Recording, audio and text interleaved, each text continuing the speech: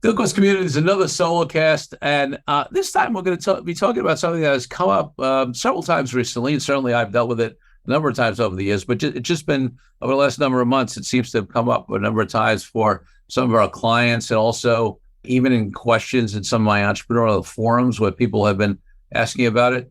And it's this question about sort of when to provide and how much information to provide potential deal partners at what point, right? Because, it's sort of a tricky thing, especially we've had a couple of situations. I can think of at least two, maybe three, where the potential deal partner was a acquirer or joint venturer who was a competitor, so that there were great reasons to do a deal with them. But if the deal didn't go through, there was certainly risks involved in disclosing certain information that might give this party a competitive advantage, right? And so there's always a balance. And, obviously the first thing that comes to mind is, you need an NDA, right? A non-disclosure agreement.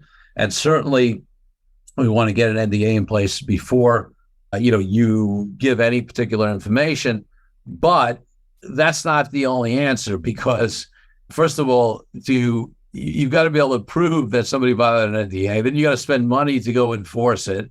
And then there are certain things, just sort of the general knowledge of the way you do things and things like that they might be able to take advantage of when they're not specifically using your intellectual property or at least it's maybe it's hard to prove, or your confidential information, that would be useful. Like, so for example, they may not publish your pricing list that you gave them, but their knowledge of your pricing, in an industry where, let's say, that pricing is not public, right? It's a B2B or something like that, could be very valuable to them.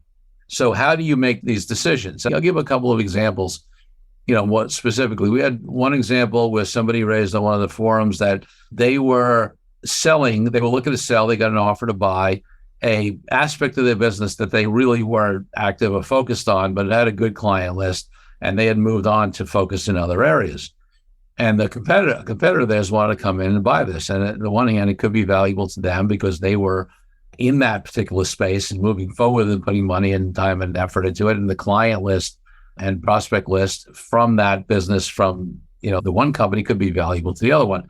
And at the same time, this was an asset, that client list, that the company A was not really using because they weren't pursuing that business anymore, whereas company B was. So it would be valuable to company B.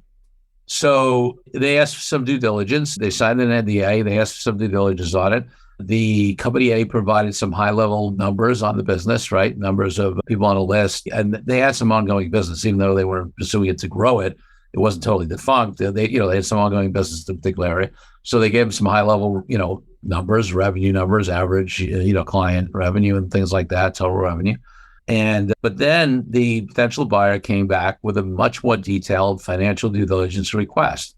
They wanted to see things like related expenses. They wanted to see more detail on the particular clients and more information on who they were and things like that.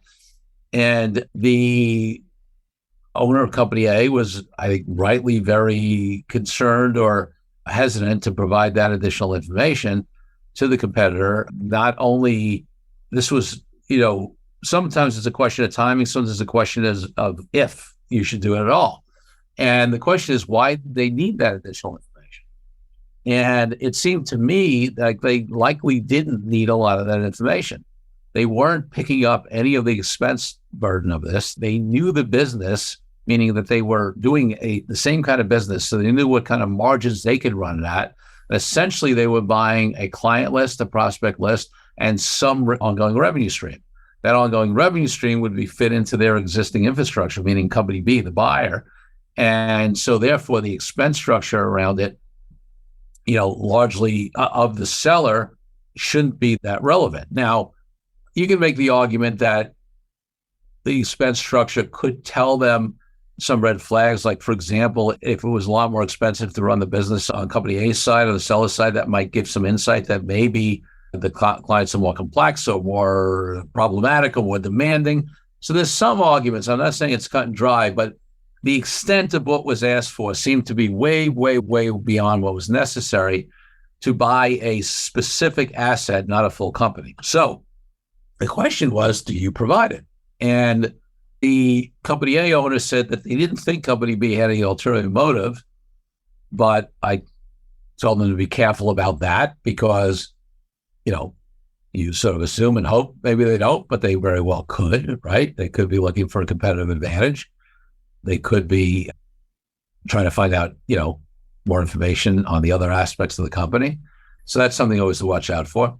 But, it turned out that they really got the feel. We had some back and forth over this. This was not a client. This was somebody that I was just, giving some friend to friend, entrepreneurs group to entrepreneurs group friend info on.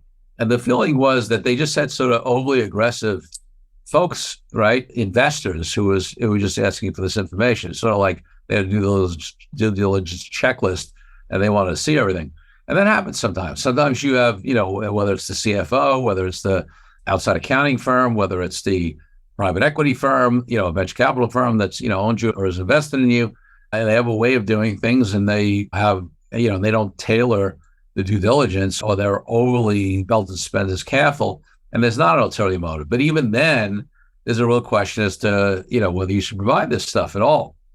And, what is it? And to be able to have those conversations to say, hey, why do you need this additional information? What is it that you really need to evaluate this to be able to make an offer? And then, it comes in the time, even if you can provide some stuff, when do you provide it, right? We had another situation with a client who was looking to do a deal with somebody that knew in the industry for a while. They, I won't mention the industry, whatever, it's in the entertainment space, but this company B, you'll call it the buyer, had created a technology platform that would help coordinate, deliver, even sell the service that our client provided. And there was some good synergies there. And they had a discussion about, an acquisition with an ongoing relationship, meaning that the principals of company A, the seller, would join as employees and get some equity in company B going forward. And the company B was asking for a huge amount of due diligence up front, and there was a certain amount of financial and legal due diligence provided. But then they essentially put in a full due diligence request like you would see, on any deal. I'm not saying anything on the list. There was really nothing on the list that was not legitimate, but they were asking for the full due diligence dump prior to even making an offer or, delivering an LOI. And my advice to the client in this case was not, we provided some level of information, the information that they needed, that a buyer would reasonably need to be able to make an underwriting, or valuation determination, and also enough to, have them determine whether they even want to do the deal in the first place to be able to make an offer. Now, you could always make an offer subject to due diligence, right? Any of the other stuff, and that's often happens, any other stuff that you haven't gotten yet, as part of the full due diligence, that's more appropriate to do later. The offer you make, even if you get to an LOI stage and it's signed, the LOI is not binding, with the exception of this is almost always the case, it's not binding with the exception of a few things like confidentiality or the no shop provision, meaning, you have a period of time where there's exclusivity. So, but in terms of the deal, that's not a binding thing. So we had to parse through, working with us, the client, and the accountant to say, hey, what are we going to give them now? Meaning upfront, even before term sheet, LOI, or even offer, to help them evaluate that. What are we going to tell them that, we don't have a problem giving it, but you're not going to get it now. We need to see if we have an offer and are anywhere reasonably in the ballpark of potentially getting a deal done, in which case, let's go to LOI. And then once we get the LOI, banged out, and if we get to a deal, then we'll provide this additional due diligence to you. And of course, prior to signing definitive agreements, you'll be able to do full due diligence to make sure everything checks out. So, this sort of decision on when you give what is really a bit of an art, right? And a bit of a negotiation. And you should definitely have your attorneys and accountants involved. And, it's not standard for every company, right? Because different industries, different information could be more competitively important than other information. So, obviously, you're not going to give client names, contact information, and things like that, customer names, until you have a definitive agreement and you're ready, fully to go. But even information you provide that's not identifiable to clients and customers, but gives the information on pricing, any information on revenues, on collections, on I mean, high level on the model, usually you give that early, but maybe there are some things within that in terms of the way you charge or upcharge or, bill or price things that are not obvious to the public and are proprietary in a way, or how you determine, pricing. So you want to be really careful about that. And at the same time, I would say that there are times when people are overly, careful. You can go the other way and have it be problematic, because if you don't give a potential deal partner, most of the time, maybe we're talking about buyers here, but you could be talking the same thing on a joint venture, strategic alliance, whatever. You don't give them enough initial information to have them determine whether the deal's worth their while, whether they, are even interested, whether it can fit in and align with their existing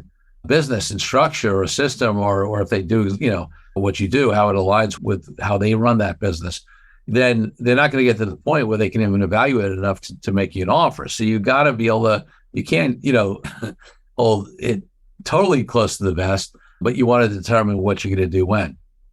I will tell you that, are there horror stories out there where people have given information and competitors end up using it, or, otherwise it's been detrimental? Sure.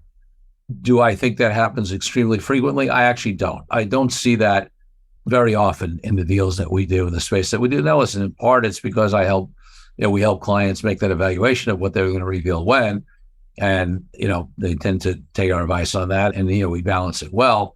But also, I think it's because, frankly, most potential deal partners out there, especially if you vetted them, and if you know anything about them, which you should do for many reasons up front, are not out there trying to do this just to get competitive information.